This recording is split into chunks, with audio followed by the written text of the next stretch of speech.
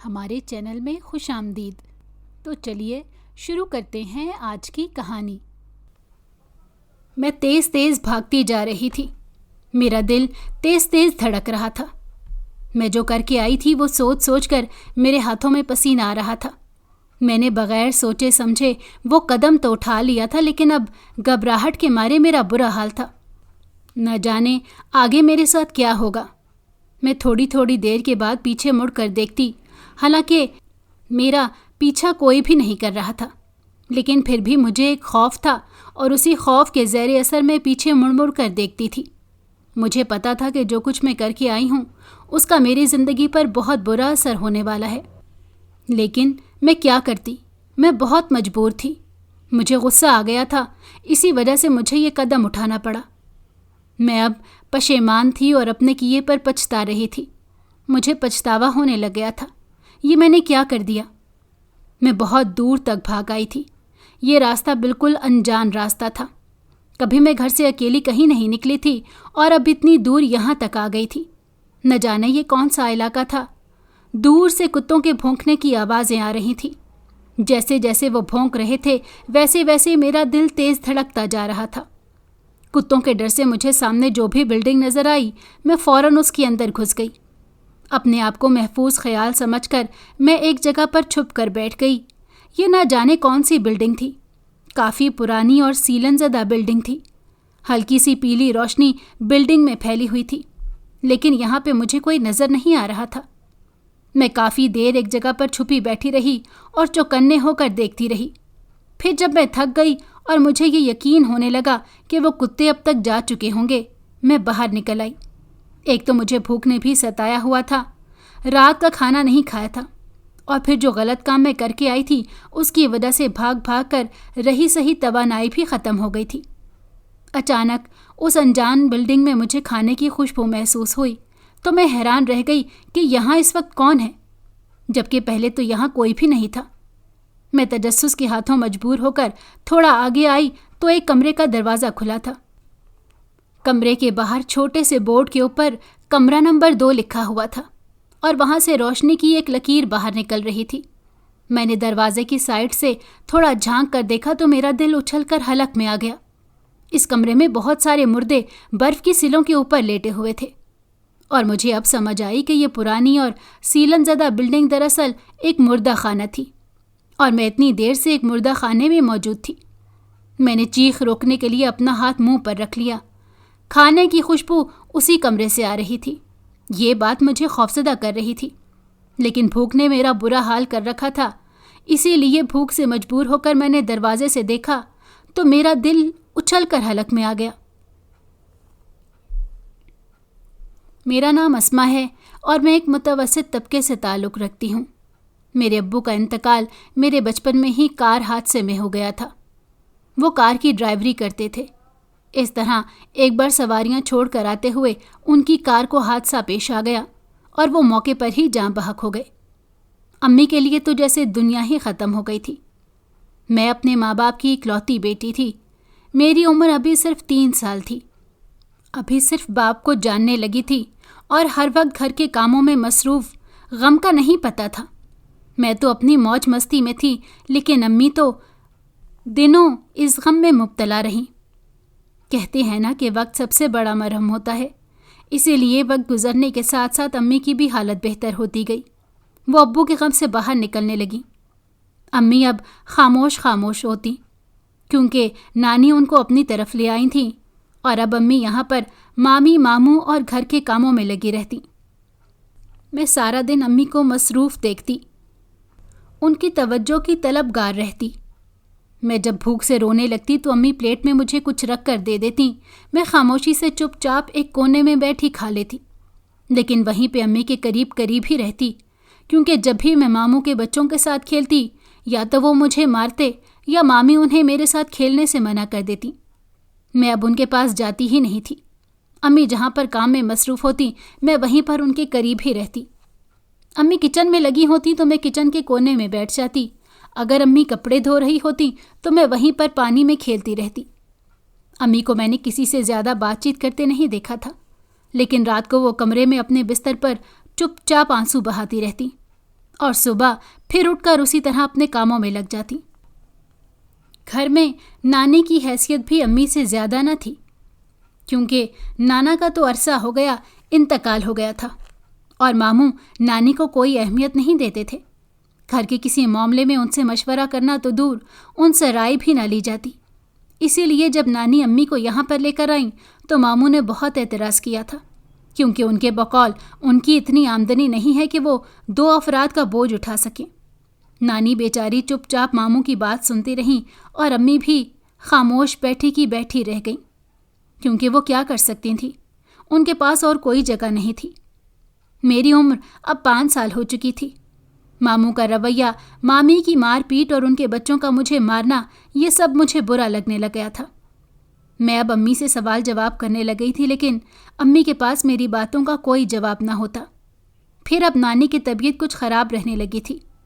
امی کے اوپر ایک اضافی کام کا بوجھ پڑ گیا تھا۔ انہیں گھر کے کاموں کے ساتھ ساتھ اب نانی کو بھی سنبھالنا پڑتا تھا۔ نانی اب زیادہ تر بستر کی ہو کر رہ گئیں، اور پھر امی کے پاس یہ سپورٹ بھی نہ رہی، اور نانی کا انتقال ہو گیا۔ ابو کے بعد امی کے اوپر یہ دوسرا صدمہ تھا۔ اس گھر میں جو تھوڑی بہت نانی کی وجہ سے امی کو سپورٹ تھی، اب وہ بھی ختم ہو گئی۔ اب جس کا جو دل کرتا وہ منہ پھاڑ کر امی کو کہہ دیتا۔ نانی کے انتقال کے بعد امی تو جیسے گھر کی ملازمہ ہی بن کر رہ گئی تھی۔ اب تو انہیں سر کھجانے کی بھی فرصت نہیں ملتی تھی۔ ماموں کو تو پتہ ہی نہیں تھا کہ گھر میں ان کی بیوہ بہن اور ایک یتیم بھاجی بھی موجود ہے۔ وہ آتے جاتے بھی کبھی حال پوچھنا گوارا نہ کرتے، اور اگر کبھی انہیں میں گھر میں کہیں نظر بھی آ جاتی تو وہ یوں نظر انداز کر دیتے جیسے میرا کوئی وجود ہی نہیں۔ یہ سب دیکھتے اور سہتے میری عمر 10 سال کو پہنچ چکی تھی۔ امی نے مجھے سرکاری اسکول میں داخل کروایا ہوا تھا۔ اسکول سے آ کر میں اپنی کتابیں لے کر ایک کونے میں چپ چاپ بیٹھ جاتی اور پڑھائی کرتی رہتی۔ اگر امی کچھ کھانے کو دے دیتی تو کھا لیتی، ورنہ میں تو امی سے اب کھانے کو بھی نہ مانگتی۔ ماموں کے بچوں کے اترے ہوئے کپڑے مجھے مل جاتے تھے، چاہے وہ میرے سائز کے ہوتے یا نہ ہوتے، میں پہن لیتی تھی۔ اس طرح ان کے پرانے بستے اور جوتے بھی میرے ہی استعمال میں آتے تھے۔ میں انہی کو صاف ستھرا کر کے استعمال کر لیتی تھی۔ لیکن یہ تھا کہ میں پڑھائی میں ان سے زیادہ اچھی تھی۔ میرے ان سے زیادہ اچھے نمبر آتے تھے، اور اسکول میں ٹیچرز بھی میری بہت تعریف کرتی تھیں۔ امی تو کبھی میری قابلیت کا چرچا ہی نہیں کیا تھا۔ وہ کسی کو میری قابلیت کی قصے سناتی، اسی لیے وہ خود ہی اکیلی میری کامیابیوں پر خوش ہو جاتی۔ اسی ماحول میں جوان ہوتے میں 8ویں تک پہنچ گئی۔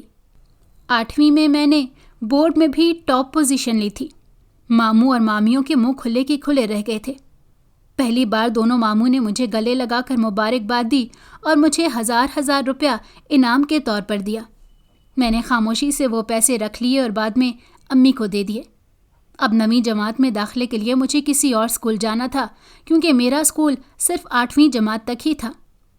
دوسرا اسکول گھر سے ذرا دور تھا۔ امی تو مجھے بھیجنے میں تھوڑی ہیل و حجت سے کام لے رہی تھی۔ اس معاملے میں مامیوں نے بھی ماموں کے بہت کان بھرے اور امی کو بھی بہت منع کیا، کیونکہ وہ دونوں میری قابلیت سے جلنے لگی تھیں۔ ماموں نے سب کے سامنے میری تعریف جو کی تھی اور اپنے بچوں کو بھی میرے جیسا بننے کے لیے کہا تھا، اس لیے انہوں نے ہر ممکن کوشش کی تاکہ میرا داخلہ نہ ہو سکے۔ لیکن میں اپنی ضد پر ڈٹی رہی اور امی کو مجبوراً مجھے اس اسکول میں داخل کروانا پڑا۔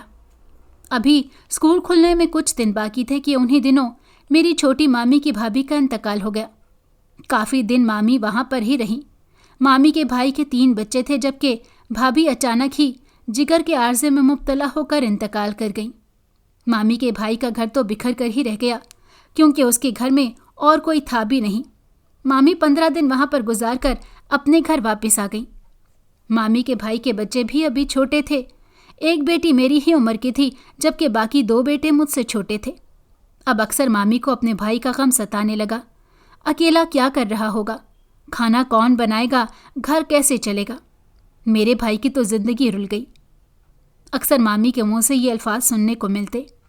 وہ ماموں کے ساتھ یہی باتیں دہراتی رہتی، اور پھر نہ جانے ان کے دماغ میں کس نے یہ بات ڈال دی اور مامی نے ماموں سے میری امی کے رشتے کی بات کی۔ مامی چاہتی تھیں کہ امی کے ساتھ ان کے بھائی کا رشتہ ہو جائے، تاکہ ان کے بھائی کا گھر دوبارہ آباد ہو جائے اور گھر سنبھالنے والی آ جائے، اور امی سے بہتر کیا آپشن ہو سکتا تھا؟ ماموں تو فوراً مامی کی ہاں میں ہاں ملانے لگے اور اسی وقت آ کر امی سے بات کی تو امی چپ چاپ ماموں کی شکل دیکھتی رہ گئی اور نہ ہاں کی اور نہ ہی نہ کی ہمت کر سکیں۔ ان کے جانے کے بعد وہ پھوٹ پھوٹ کر رونے لگی۔ مجھے امی پر غصہ آ رہا تھا جو اپنے حق کے لیے لڑ نہیں سکتی تھیں، نہ ہی ماموں کے آگے بول سکتی تھیں۔ میں امی پر غصہ کرتے ہوئے کہنے لگی، امی آپ نے ماموں کو کیوں نہیں منع کیا؟ کیوں آپ چپ چاپ بیٹھی رہیں؟ جبکہ امی کہنے لگیں کہ میں کس طرح انہیں منع کرتی، ان کی آسرے پر یہاں بیٹھی ہوں، ان میں سے جس کا جو دل کرتا ہے وہ مجھے کہہ دیتے ہیں، میں کیا کروں؟ یہ بھی ان کا احسان ہے کہ اپنے گھر میں پناہ دی ہوئی ہے اور 2 وقت کی عزت کی روٹی مل جاتی ہے۔ امی کی بے بسی ان کے الفاظ سے ظاہر ہو رہی تھی۔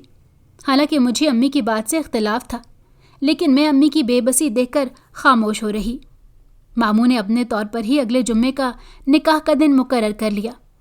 امی کے ساتھ ساتھ میں خود بھی اس مشکل دور سے گزر رہی تھی۔ نہ جانے اب آگے کیا ہوتا اور کس طرح سے میں باقی زندگی گزارتی۔ نکاح کے لیے امی نے ماموں سے صرف ایک ہی شرط رکھی تھی کہ وہ مجھے بھی اپنے ساتھ لے کر جائیں گے، یہاں پر نہیں چھوڑیں گی۔ پہلے تو ماموں نے اس بات پر اعتراض کیا تھا، لیکن پھر امی کے انکار کے ڈر سے خود ہی مان گئے تھے۔ نکاح کے دن امی سوگوار سی بہت اچھی لگ رہی تھی۔ میرا دل بار بار بھر رہا تھا۔ مجھے اپنے ابو تو یاد نہیں تھے، لیکن پھر بھی ان کا احساس تو میرے ساتھ تھا، میری رگوں میں ان کا خون تو تھا۔ رخصتی کے وقت امی نے ایک آنسو بھی نہیں بہایا اور بھائیوں کے گھر سے رخصت ہو گئی۔ میں بھی امی کے ساتھ ہی رخصت ہوئی اور اپنے نئے گھر میں چلے آئے۔ مامی کے بھائی سے میری پہلے بھی ملاقات ہو چکی تھی، تب میں ان کو ماموں ہی کہتی تھی، لیکن اب وہ میرے باپ کے عہدے پر فائز ہو گئے اور امی کے کہنے پر میں ان کو ابو کہنے لگی۔ امی کی زندگی میں صرف گھر ہی بدلا تھا، ورنہ کام کاج اور طور طریقہ سب کچھ وہی تھا۔ امی یہاں پر بھی سارا دن دوسروں کے کاموں میں لگی رہتی۔ میرے نئے ابو تھوڑے مزاج کے سخت تھے۔ ابو اپنے مزاج کے خلاف کوئی بھی بات برداشت نہیں کرتے تھے۔ امی ان کے آنے سے پہلے سب کچھ تیار کر کے رکھ دیتی اور جب وہ آتے تو گرما گرم روٹی ان کو پکا کر دیتی۔ وہ گھر کے کاموں میں کسی بھی قسم کی کوتاہی برداشت نہیں کرتے تھے۔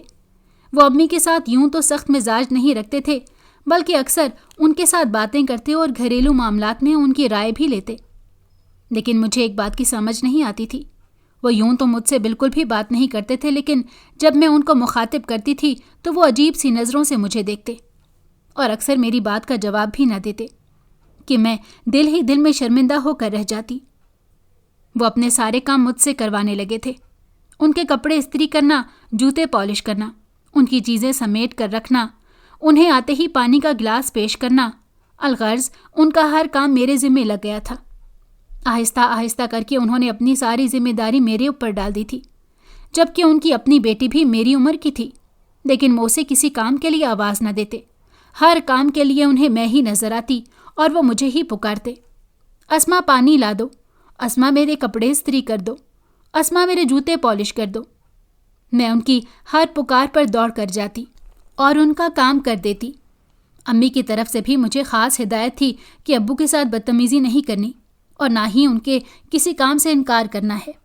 ہمارے پاس اب اور کوئی جگہ نہیں ہے، ہم ماموں کے گھر بھی واپس نہیں جا سکتے، نہ ہی وہ ہمیں رکھیں گے، اس لیے اس گھر کو اپنا آخری ٹھکانہ سمجھو۔ مجھے امی کی بات سے اختلاف تو تھا، لیکن میں چپ ہو رہی۔ میں اپنی پڑھائی میں مصروف ہوتی یا ابو کے کام کرتی رہتی۔ لیکن ایک بات میں نے نوٹ کی تھی کہ جب میں پڑھ رہی ہوتی تب تو لازمی ابو مجھے اپنے کام کے لیے آواز دیتے۔ مجھے تب بہت غصہ آتا، لیکن میں کیا کرتی؟ اپنی پڑھائی چھوڑ کر اٹھ کر ان کے کام کرنے جاتی تو جب تک واپس آتی تب تک میرا دل ہی نہ کرتا کہ میں کچھ پڑھوں۔ اس کا نتیجہ یہ ہوا کہ میری پڑھائی میں کم نمبر آنے لگے۔ مجھے اسکول کی طرف سے وارننگ مل گئی۔ 2-3 ٹیسٹوں میں فیل ہوئی تو ٹیچر نے امی کو فون کر کے کہا کہ اسما کے ساتھ کیا مسئلہ ہے، وہ کیوں پڑھائی میں اتنی پیچھے ہو گئی ہے۔ امی اب اسے کیا بتاتی، اسی لیے چپ چاپ سن کر فون رکھ دیا۔ لیکن مجھے امی نے اتنا ضرور کہا کہ اسما دل لگا کر پڑھو، تمہاری پڑھائی کے ساتھ میری بہت امیدیں جڑی ہیں۔ اور میں خاموشی سے امی کی طرف تکتی رہ گئی۔ آج مجھے میتھ کا ٹیسٹ ملا تھا اور میری بالکل تیاری نہیں تھی۔ میں اسی میں الجھی ہوئی تھی اور بار بار پریکٹس کر رہی تھی کہ اتنے میں ابو نے مجھے آواز دی اور جلدی سے اپنے کپڑے استری کرنے کا کہا۔ मैं यूं ही झुंझुलाई हुई सी उठी और जाकर अब्बू का सूट इस्त्री करने लगी। शायद अब्बू ने कहीं किसी खास जगह पर जाना था जो आज नया सूट निकाला था। मेरे दिमाग में टेस्ट की परेशानी थी और मुझे पता भी नहीं चला नए सूट की कमीज़ आगे से जल गई और जब तक मुझे एहसास हुआ तब तक बहुत देर हो चुकी थी। मैं परेशान और हक्का बक्का जली हुई कमीज़ को देख रही थी। जब सूट इस्त्री करने में देर हो गई तो अब्बू वहाँ पर ही चले आए और जब अपनी जली हुई कमीज़ की तरफ देखा तो गुस्से से आग बगौला हो गए। पे दर पे उन्होंने मेरे मुंह पर 2 थप्पड़ रसीद कर दिए। मैं अपने गालों पर हाथ रखे हैरानी से अब्बू की तरफ देख रही थी। आज तक अब्बू ने मुझे सिर्फ डांटा था, कभी मारा नहीं था, लेकिन आज तो हर हद पार हो गई। अब्बू ने मेरे ऊपर हाथ भी उठा लिया। मैं रोती हुई वहाँ से हट गई। अब्बू उसके बाद कितनी देर तक बोलते रहे।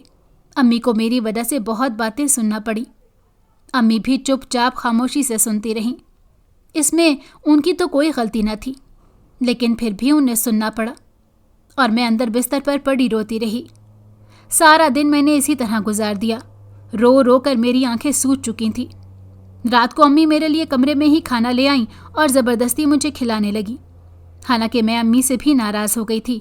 आखिर वो मेरे हक़ में क्यों नहीं बोली। इस वाक़ये के बाद अब्बू अक्सर ही मेरे थप्पड़ मार लेते। मुझे पानी लाने में देर हो जाती तो 1 थप्पड़ तो लाजमी था। मैं कपड़े सही इस्त्री न करती तो 2-3 थप्पड़ पड़ जाते। और एक दिन तो हद ही हो गई। मैं अब्बू के लिए चाय बनाकर लेकर आई तो अब्बू को पकड़ाते पकड़ाते थोड़ी सी चाय उनके कपड़ों पर छलक गई।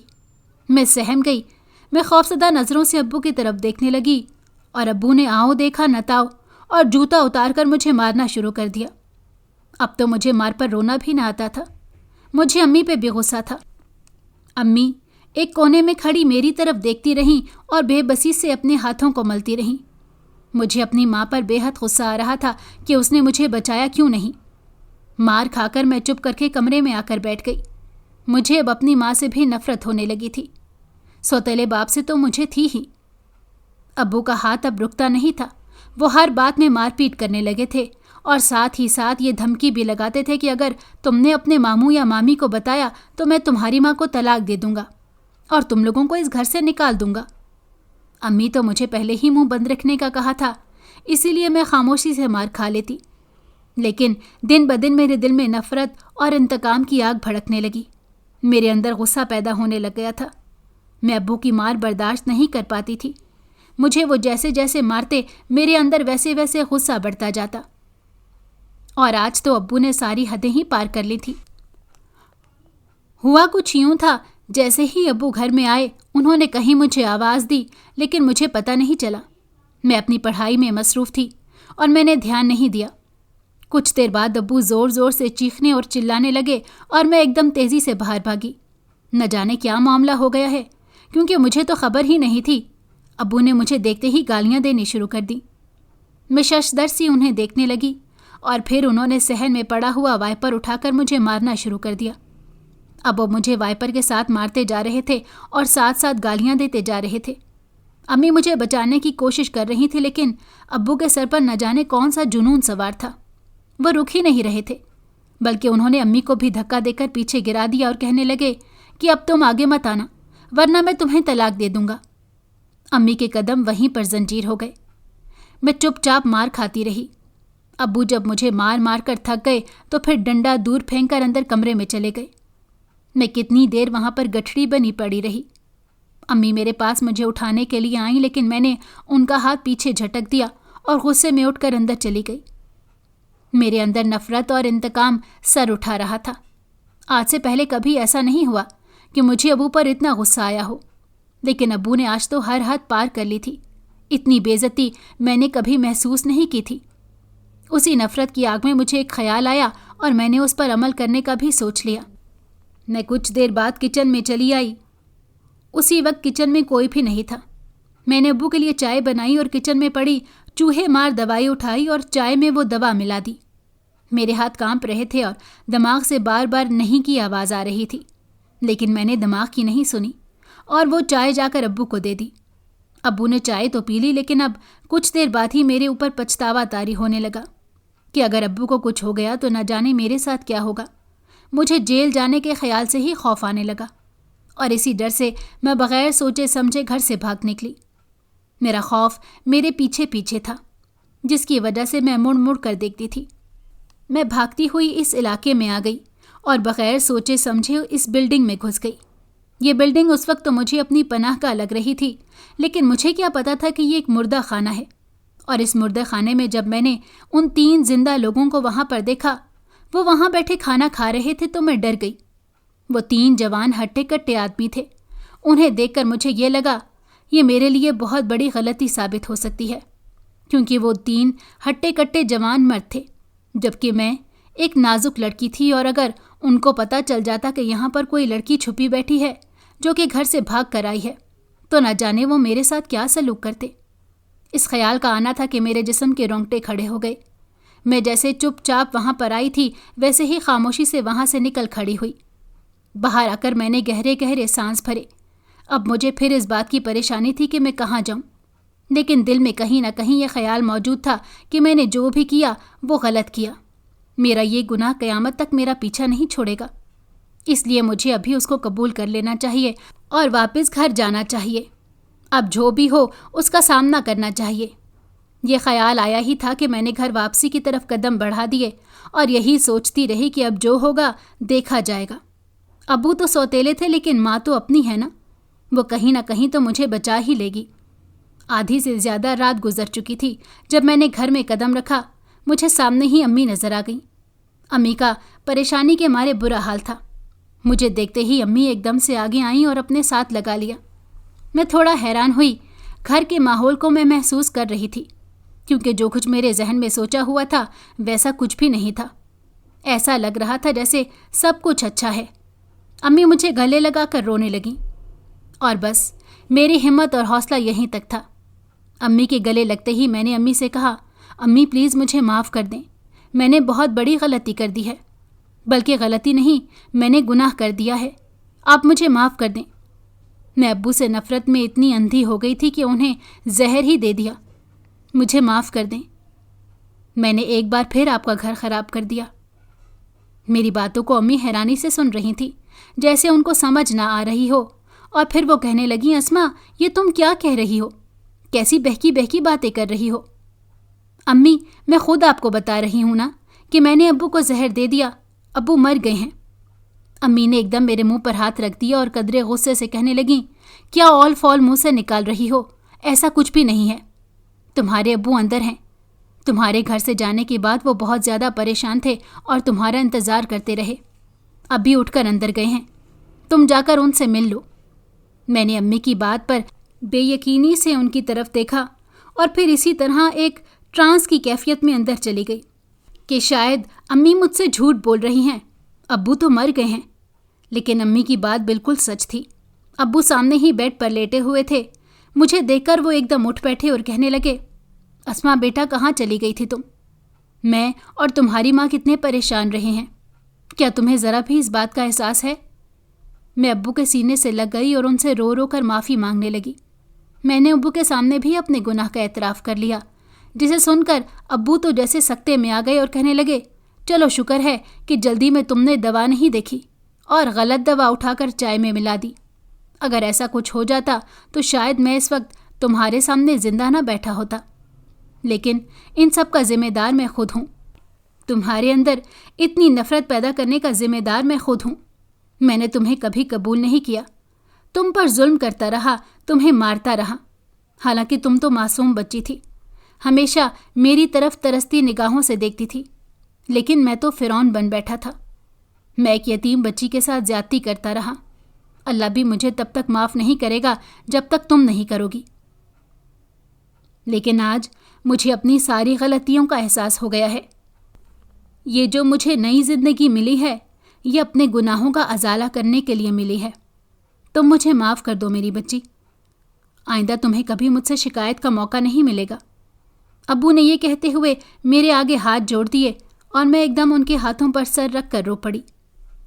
مجھے یقین تھا ابو آج کے بعد کبھی میرے ساتھ ایسا کچھ نہیں کریں گے اور میری آئندہ زندگی بہت اچھی گزرنے والی ہے۔ آج مجھے ماں کے ساتھ باپ کا پیار بھی مل گیا۔ اگر آپ کو ہماری کہانی پسند آئی ہو तो हमारे चैनल को लाइक करें और सब्सक्राइब कर दें। बेल नोटिफिकेशन को भी ऑन कर दें ताकि हमारी आने वाली हर मज़ेदार कहानी आपको वक्त पर मिलती रहे।